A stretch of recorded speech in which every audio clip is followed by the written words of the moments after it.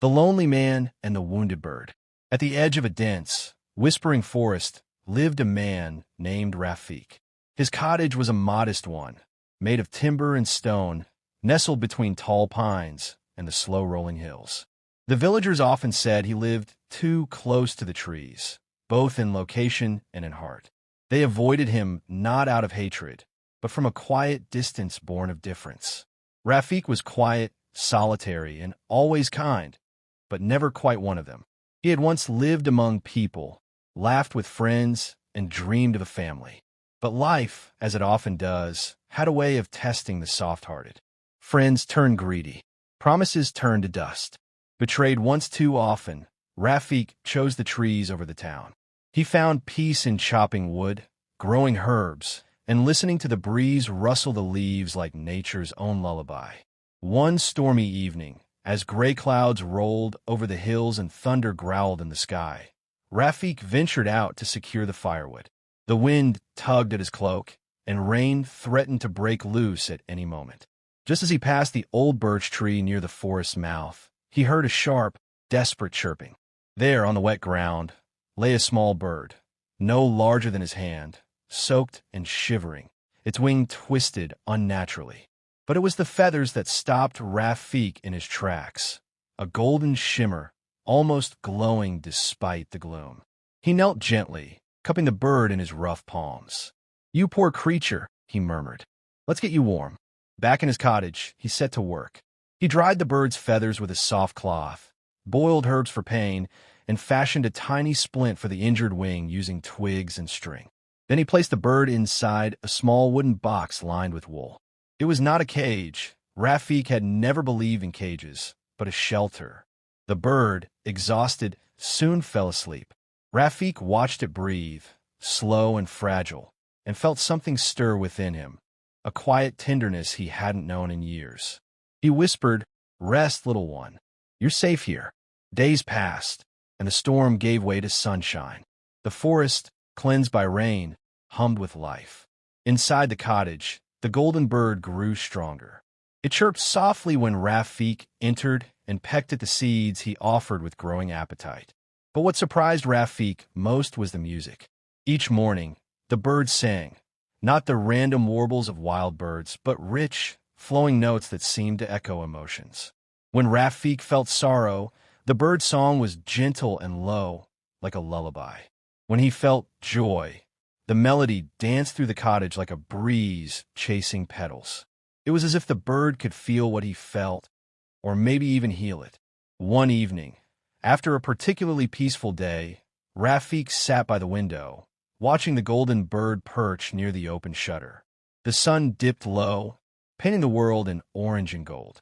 The bird turned its head toward him, eyes shining with something more than instinct, something almost human. Rafik spoke aloud, though he didn't expect a reply.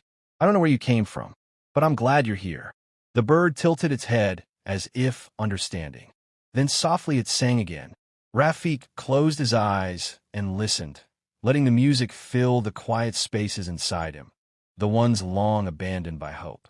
That night, as the fire dimmed and Rafik drifted toward sleep, he looked once more at the box where the bird now rested with wings neatly tucked in. The room was warm, and the world outside was calm. He thought of the villagers, of the years he had spent alone, and of the strange comfort this tiny creature had brought into his life. For the first time in what felt like forever, he smiled, not out of habit, but from genuine, quiet joy.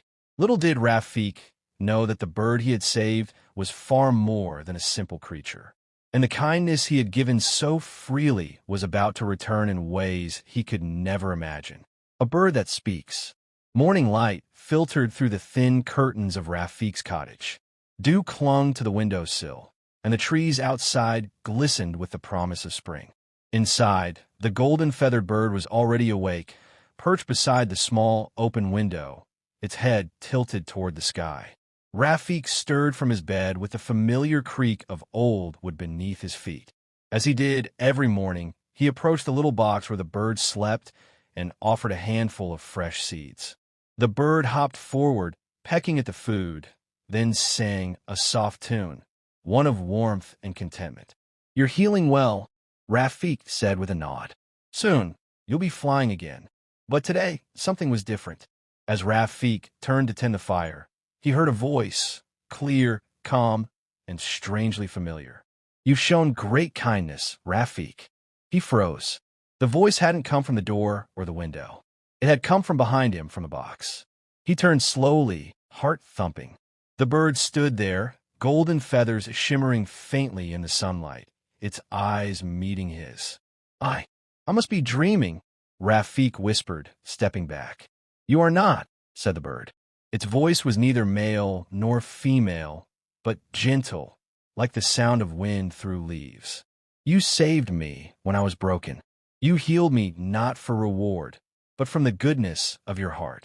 Rafik stared, lips parted in disbelief. How is this possible? The bird bowed its head. I'm not an ordinary creature.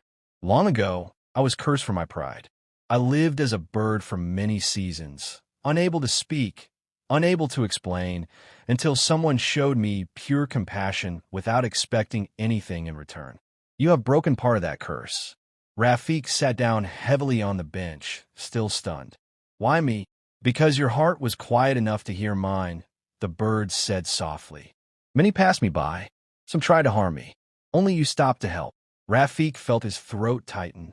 He had lived in silence for so long that even the idea of someone, or something, speaking to him with understanding felt unreal. What happens now? I must leave, the bird replied. The world beyond these woods calls me. But before I go, I will give you 3 pieces of advice. They may not seem like much now, but one day they may save you. Rafik listened intently as the bird continued. First, said the bird, never regret an act of kindness, even if the world does not reward it. What you give freely will find its way back to you in forms you cannot foresee. Rafik nodded slowly. Second, the bird said, do not believe everything you hear, especially when it feeds your fear or pride.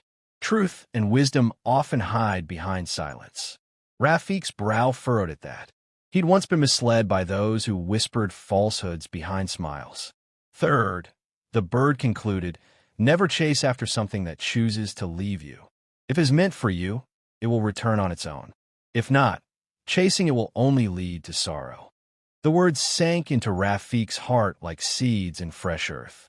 Thank you, he said finally. I'll remember. The bird hopped onto the windowsill. You've given me my wings again.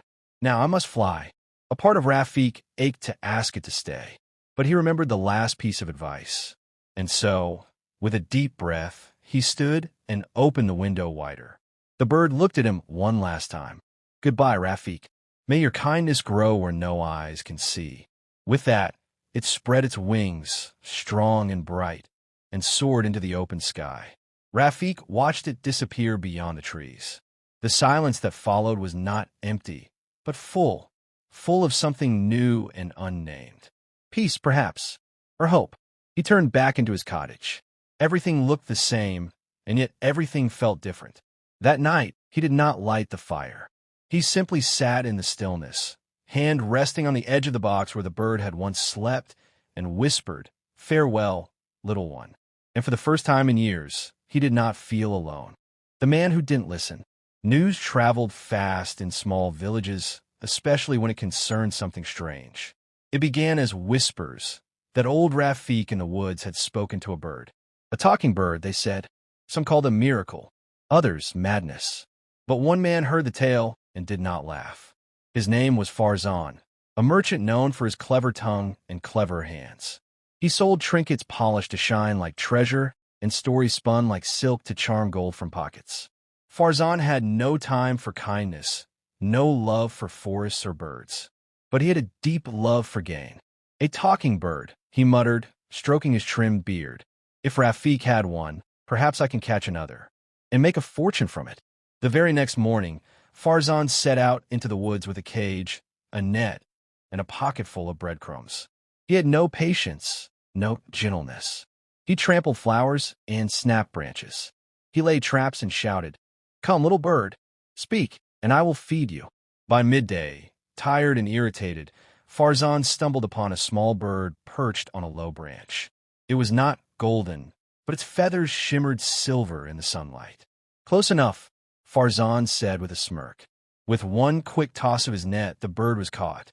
It struggled, flapping its wings against the coarse mesh, but Farzan only laughed.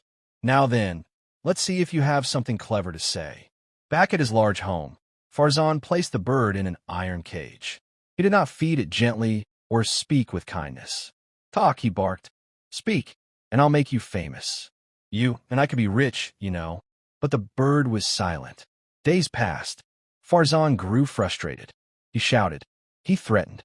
He even dangled coins before the bird as if they could tempt a wild creature. Finally, one night, when the house was quiet and Farzan had nearly given up, the bird spoke. Not kindly, not gratefully, but with calm calculation. "You wish for wisdom," it said. "Then I will give you 3 pieces of advice." Farzan sat up straight. "Go on, then. Speak your secrets." The bird blinked its small, dark eyes. "First, burn your house to the ground. Beneath it lies treasure." Farzan's mouth fell open. "Treasure?" He glanced around at the floor beneath him. "Old stone, dry wood." "Second, sell all that you own and buy beans from the beggar in the alley. They are magic." Farzan's mind raced. Magic beans? Perhaps the beggar was a wizard in disguise. "Third, release me at once. For when a wise man gives you advice, he must not be caged. Only then will your fortune come. Asterisk, asterisk." And with that, the bird fell silent. Farzan's thoughts boiled with greed. He did not stop to question. He remembered none of the warnings Rafik had shared. He only saw opportunity. That very night, he set his house on fire, digging madly beneath the smoking ruins. He found nothing. His neighbors called him a lunatic. The next morning, covered in ash, he sold what little he had left, jewelry, rugs, even his fine coat, and bought a sack of beans from the alley beggar, who was more confused than grateful. Farzan planted them in his ruined garden, waiting for something magical to grow. Nothing ever did. In the end, with no home, no money, and no one left to fool, Farzan returned to the bird, his face gaunt with regret.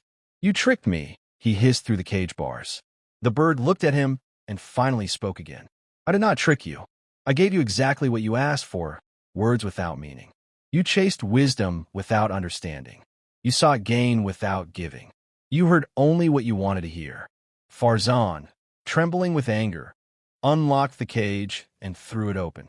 The bird stepped out, spread its wings, and flew away without a backward glance. Farzan stood alone, surrounded by ash and silence. Not once had he considered that wisdom must be earned, not demanded. That trust and kindness are the soil in which truth grows. And far away, deep in the woods, Rafik tended to his small garden, unaware of the chaos unfolding in the village. The golden bird had long flown from his home, but the peace it left behind had never faded. For where greed had sought to capture, kindness had chosen to set free.